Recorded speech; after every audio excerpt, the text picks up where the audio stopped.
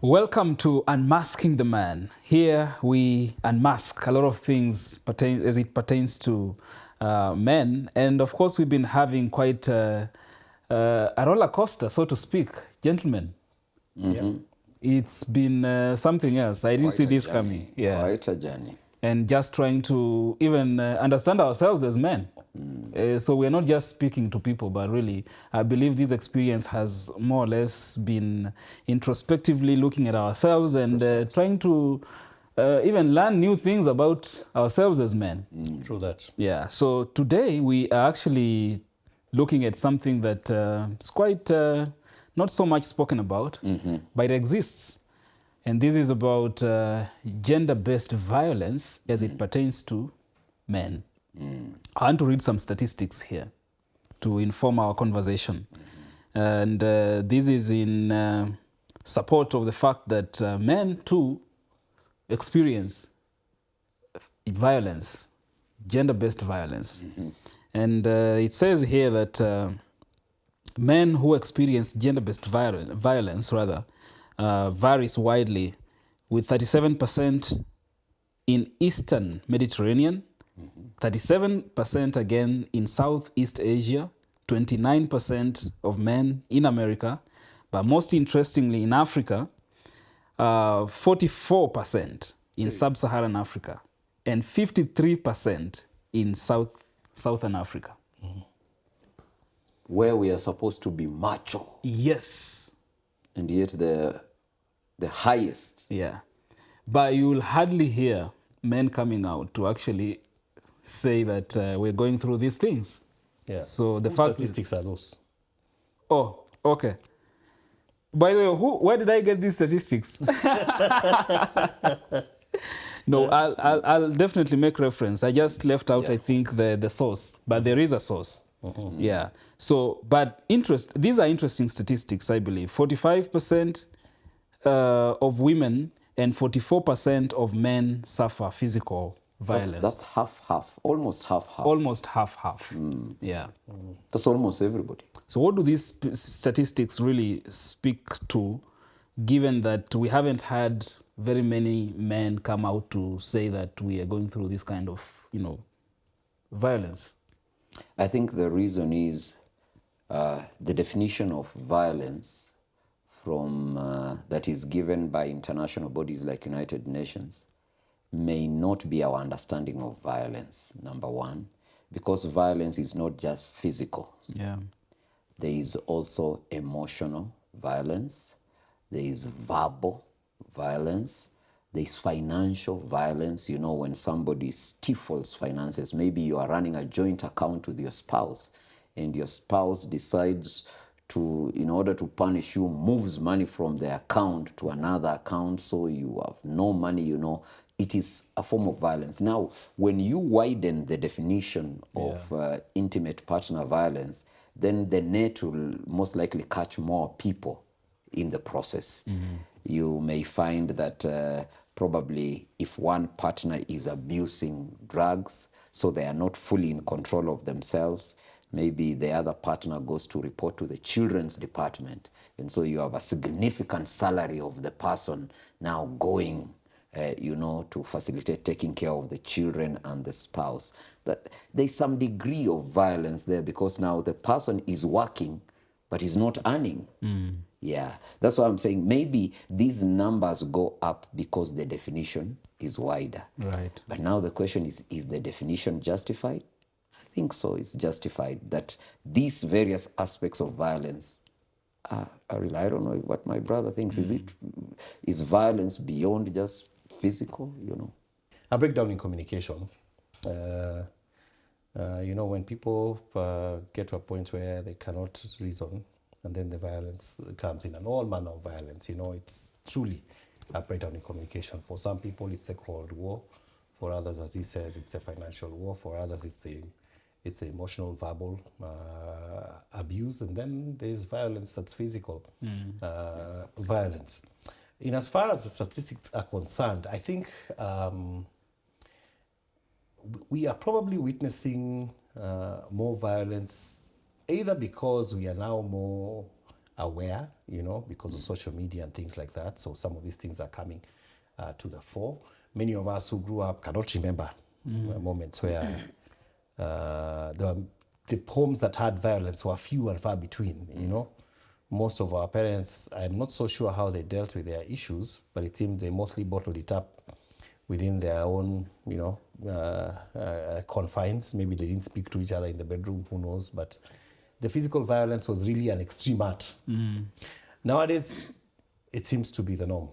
You know, it's you see it very often. The news outlets, for every 4 or 5 news items that we are giving on news nowadays, you'll have 1 or 2 that's talking about violence. I don't know if news has also been a source of championing of the same, because you know sometimes what you hear commonly begets again that could be an idea that you could do.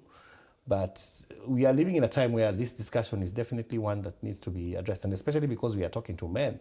We need to talk to men from 2 fronts. 1, when you are physically abused, and 2, when you are actually the abuser. You know. But more often than not, when we've had, when you hear these initials GBV, what comes to mind is, you know, abuse against women. Yeah. And by the way, when it comes to abuse against men, we are still very much in a world that is so macho, as Pastor has said, that it's very difficult for men to say, you know, I can't just tell you guys my wife has beaten me up. You know, you do remember even for those of us who live in our country, there's a politician who famously went to the police station to do a statement against his wife. And he was ridiculed, even by other politicians. On the campaign trail, they would say, look at that guy. You know, how can you even deal with us when you cannot even deal with your wife at home? And so if he was beaten again, he would not report again. He would not. Because now he has learned a lesson. And any other person who has learned from him will not do it. Will not do it, yes. Now, looking at other forms of violence, Brother Justus, when a man and woman disagree, and then one partner disappears with the children and denies access, and say you can't access the children, that's a form of violence, because there is mental stress that you cannot access your children. Because sometimes we may think that, no, I'm not a violent person, I'm a good person, but there are certain actions that you engage in, and it's very common sometimes that men are left without their children. They have just been growing up with their children, but they had a disagreement with the mother of the children, who is his wife. So the wife packs and goes with the children. Now, this man may pretend that all is well, but you cannot forget your children.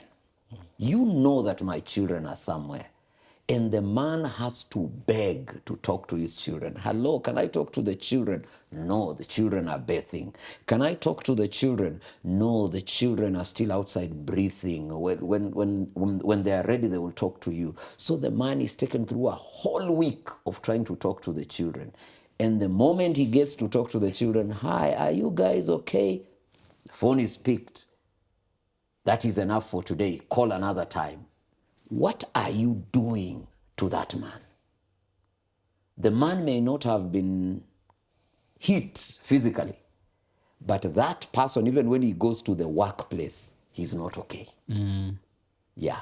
So that's one form of violence that many men are suffering, and we don't know whether they know that it's violence. Now, a man may have had a child even outside marriage. He's living with his wife and children properly, so to speak.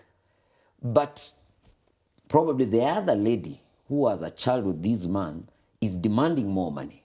So if you don't give more money, you don't talk to me and don't talk to the children. Send the money first. And the man is in straits, financial straits, and he can't access the child. And that is your child. You want to know how the child was. The last time you heard, the child was coughing seriously. Did the cough subside? You are left out. That is violence. Pastor, you're making a point here that perhaps men could be going through a lot of other forms of violence that we might not even realize that it's violence in itself. Another example,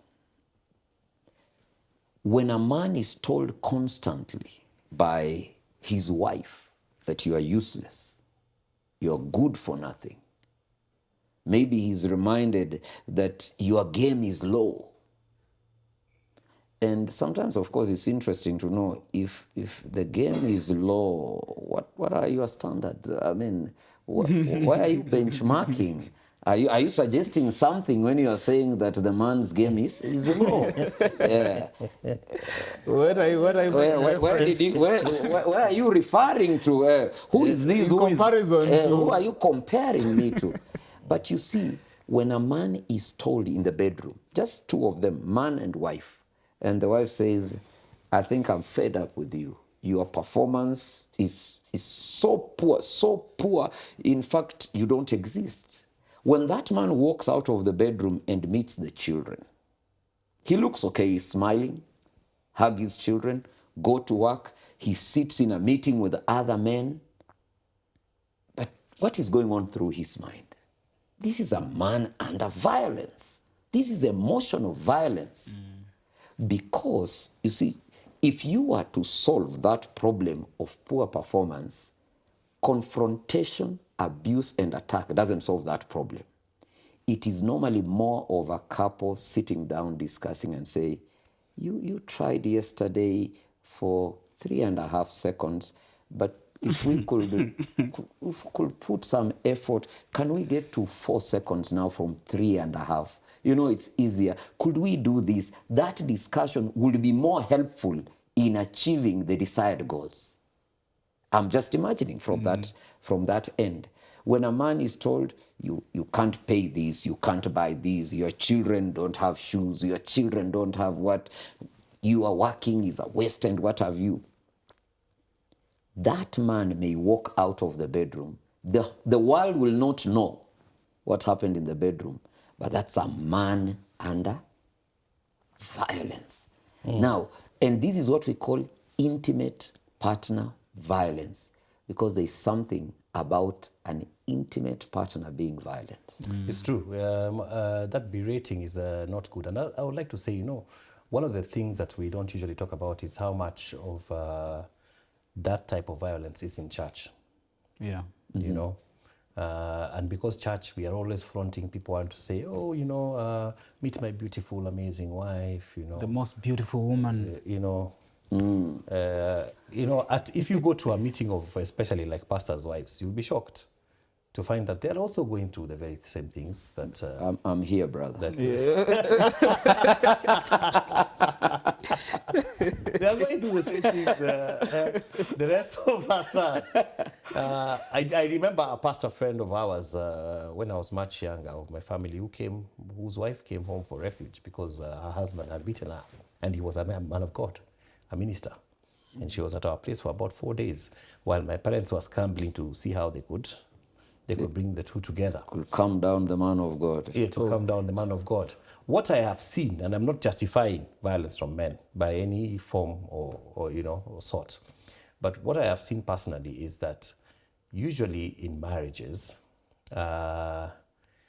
women, I don't know where they got the memo from, but most of their go-to default setting when things are not working is one, the Cold War, the moodiness, the not talking. Which is violence. Which is violence. A form of. You know, you're not talking to your husband for 4, 5, 6 days in a row. And when he asks, you say nothing. What's wrong? You know. Nothing. Yeah, nothing. And when there's nothing, there's really something. And the other thing is, if you have a woman who is not quiet, then she's what Pastor described. She will berate you. She will tell you you are useless. You should have done this better. In a way, and usually it's not what you say, it's how you say it. It's tone, you know. It's even where you say it. Some of them are not afraid to say it even in front of the children, you know. And for men, most men, when they are in a confused state, when they don't know how to run, many men do not know how to control those feelings inside, and so they bring them out to their hands. You know, when a man is outgunned by a woman verbally, you know, she's a papa, and you just want to shut her up, and once you hit her, then the focus shifts from what started it all Yes. to what you have just done. to what you have just done. You cannot Everything get is back. reduced to now that What you have done, not where it came from. Yeah. No, where it came from no longer matters. You're now a violent guy. You have been Police case. It's a police case, and nobody. In fact, sometimes I always wonder when I read some stories. I always want to find out, but what was the cause? What was Where behind did it? it start? But you'll never hear that know. because now it's irrelevant. No, you are violent. Yeah. You hit me. Yeah, and you see, our words are so key because we can argue about two men are driving, for example. You and I are driving. Maybe we miss a turn. You laugh. You tell me, you missed a turn, Levi. You missed a turn. Go back, we go back. End of story. Man and wife are driving. Man misses a turn. How can you do that? Did you not see? Are you? What is wrong with you? Are you okay? How can you miss such a time? Yeah. Forgetting that this vehicle can actually turn back and go and actually make the correct turn. So there's also that. So when you find yourself in a position like that as a man, the first thing you must also constantly tell yourself is, I will not be physical. I will not be physical. You must drum it into your mind, because that physicalness brings other things, as we have just said. The important thing is to look at, if you ended up with a woman, and I think that's where we should go next, Pastor. If you ended up with a woman who berates you the way you have suggested, what do you do? How do you handle it? If you are torn apart in the house, and every time you go home, you want to sit outside first for 5 minutes, just breathing in before you walk in. But even before you get there, Levi, how do you even get there? Because we are talking about intimacy here. These are people who at one point, you couldn't imagine or Told each see other sweet nothings. yourself living even for a minute without the other besides you. So how does it degenerate that fast to a level where now, this is not that person you used to look at and, imagine all those good things? You know what happens? The reason why intimate partner violence or gender-based violence is very serious. You see, your boss at work can tell you the same things your spouse told you, but they will not mean the same thing. You see, when you jump from where I'm sitting down, it's not significant. When you jump from this armrest down, it's a little significant. If you jump higher, if you go higher, the higher you go, the harder the fall. Emotionally, we get committed to our partners and expectations go high. So when disappointment comes, it hits harder. I don't expect so much from my boss apart from work. So whenever I'm disappointed, I'm falling from a low place. But for a partner, you have gone too high. That's why the intimate partner violence, even verbal, even just denial of food. You come home, there's no food. It's not prepared. Yeah. Everyone has eaten. That hurts more than if you visited me. If we are staying together for some reason, and you came to to the house where we are staying together, and I told you I ate all the food, it will not disappoint you the same way as somebody you had an intimate connection. Yeah. Sexual denial. If a man is denied sex by some nondescript character out there, it means nothing. But by someone you loved, paid dowry, walked down the aisle and what have you, and now it's running into weeks. I've met couples who are talking of it's running into months. Yes. Yeah. And it's Even in told separate rooms. Yeah. So that some are in separate rooms. Some have introduced 2 beds in the same bedroom. It's no longer bedroom, it's bedroom, because now there are several beds. That kind of thing is violence that is extreme, because an intimate partner who you had high expectations has disappointed you. So the fall is harder. Now, what causes these is their expectations. And normally they say what hurts us all the time is expectations. If you have high expectations of me, then I'm most likely to disappoint you. And unfortunately, there is no way we can be close to each other intimately without expectation. Yeah. I'll speak from that expectation, because I think too many times, and expectation of love is limited to the loving nature of it. This is what I mean. For example, you get into a relationship with someone, you're expected that you're not going to cheat. Yes, and they won't cheat either. That's an easy expectation for both of you to know that we are in this boundary. You're expected that you're committed to them. Of course, you're expected that you will go home to them. There are those things, there are unwritten rules. Unfortunately, when it comes to issues to do with how to solve our issues, we kind of leave it to the wild. Even a boxing match has rules. There are certain places a boxer will not hit. You can't hit below the belt. Another boxer, But too many of us enter our relationship not putting any rules as to how we will disagree or agree to disagree. Because we'll definitely disagree. Oh, yes. What I would call fighting fair. If we have a problem, how do we fight fairly? So the rules, when they are out of the table, it means we can tell each other anything, which we shouldn't in a fight. And we should have boundaries for what we can say. Okay. For how far we can go with your partner. For what we can do. You know what? When you set them out with your spouse. For example, me and my spouse agreed no matter what happens in our war, or whatever war we are having, we will pray together every night. At first, she didn't want to agree to it because, women, they don't want to touch you when you're even. But over time, she came and told me that was a really good thing. So we'll sit there and we'll ask God to help us solve a problem. And we will sleep. But we are not in a very good place. Another thing we also agreed on was sometimes we don't have to tackle it right now. If we find we are reaching a point where we are, both our guns are very high, let's talk about it tomorrow. Give it time. You sleep, let me sleep. Let's know. And that sleeping is still the same bed. Not that you have gone to the sitting room, or you are out there in the car or something like that. It still gives you, and I also told her I will not leave the house. I won't storm off for 3 days. You won't storm off for 3 days. I will still come home. And consciously still communicates, I'm still yours. I'm not liking what is happening here.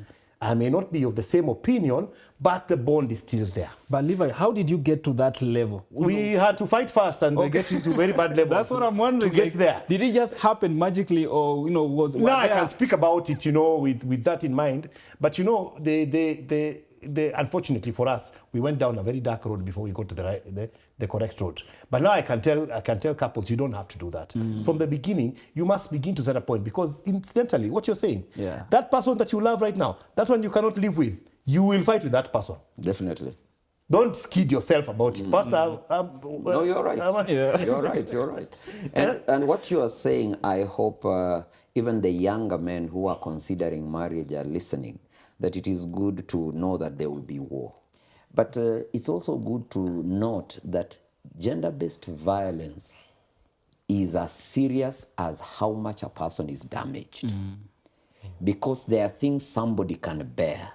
But when it gets to a point where it is affecting your performance of day-to-day duties, when it now starts affecting your health, maybe you are now starting to be careless, it means you are moving into depression probably, or now you are not performing at work, your work levels are coming down, then at that point, that is no longer something to ignore. It is important for all those who are listening to know that we don't have to be so concerned about everything. It's good if you can handle it, particularly after a long time of marriage, there are certain things you can handle. When you are newly married, you get shocked that somebody you love could say such a thing. But after you've been in marriage long enough, they say it, and I've disappointed my wife. She has made that statement because she's disappointed. I understand. I go to work and I continue with my work without worry. Then that means that is under manageable.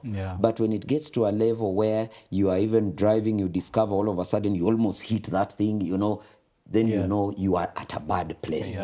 Now, when you find yourself at a bad place, you need counseling, proper counseling, not just advice from some character. You need proper counseling to be assisted, from a professional. From a professional.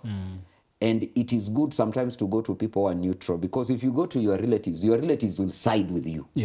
And even as we come to a close, Levi, there is this tendency, and Pastor has alluded to it, the fact that we want to, when I disagree with you, it's almost inviting for me to want to recruit other people in this particular war with you. I want to, and he talks about even talking to my perhaps other relatives. This is what my spouse is doing, but that doesn't really help much. No, it doesn't help much. But a human being is wired for validation. Even you're driving on the street, someone cuts you off, and you're up with the person. You see what he did? You see what he did? We're always looking for affirmation from the person next to us, or confirmation that we are on the right path. We have done the wrong thing, but and the right thing. But I think when it comes to spouses and families, what you can start with from the beginning is what we have said. First of all, set the rules of how you will engage when things go wrong. If you find that you're engaging not in a good manner, even after setting the rules, note the symptoms down and seek help early, as my good pastor here said. Too many of us men imagine that professional counseling, or counseling for that matter of any kind, is for cuckoo fellows out there. Yeah. It's good to be in touch with yourself. It's also good to get insight from another guy. Also sit down in these meetings. And then we have too many men who think that premarital counseling is nonsense. A waste of time. Which is not. If you find the right kind of premarital counseling, by the way, the one that's real and true, the people who will tell you the good, the bad, the ugly, then you're better off for it. Because too many of us don't want to read the fine print. It's the same way we buy a machine and we don't want to read what the machine will do. We want to fix it before we even read the instructions. Even marriage has got its rules. Even the way you deal with your spouse has got its ways. There are there's a general way women are also wired that all of us can share. There's also your woman and how she's wired as a person. Yeah. So you must learn the art of both, and you'll be able to escape these things. It'll be something that you can manage, because conflicts will be there. Right. But it's important that we know how to resolve them, and that's the key right there. Beautiful. Thank you so much, gentlemen. Pastor, end the show for us. Yeah, I would like to say that in case you are the one causing violence, I want you to know that you are damaging people for life. Violence is not just between husband and wife. It could be the children in your home, the orphans who are staying in your home, or people in your house. Remember, one day you will grow old, and in that hospital bed, you will need people to bring porridge and feed you because your hands are old, wrinkled, and feeble. Don't dare people now because you are strong and probably you have money. It's not good to be violent, because life will levelize at some point in future. Thank you so much. See you again next time. Thank you so much.